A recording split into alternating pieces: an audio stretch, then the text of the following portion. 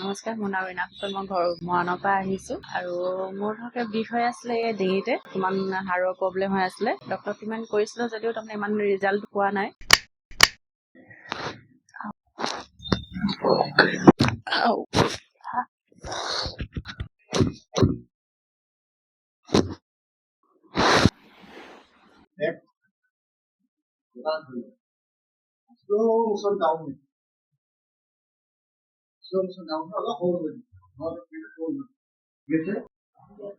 ফেচবুকত চাওঁতে তাৰমানে ছাৰৰ ট্ৰিটমেণ্টটো দেখিলোঁ আৰু সেই অনুপাতে ধৰক ছাৰৰ ওচৰলৈ আজি মই ছেকেণ্ড টাইম আহিছোঁ আৰু আহি বহুতখিনি ভাল পাইছোঁ। 100% ক'বলৈ গ'লে এতিয়া মই বিষটোতো ধৰক অকণমান আছে, ইমান ঘপককেতো এইটো এৰুৱাই দিয়া বস্তু নহয়। 80% মই বডিটো মানে পাতল পাইছোঁ। ফাৰ্ষ্ট টাইম আহোঁতে তাৰমানে বহুতখিনিয়ে মই ভাল পালোঁ।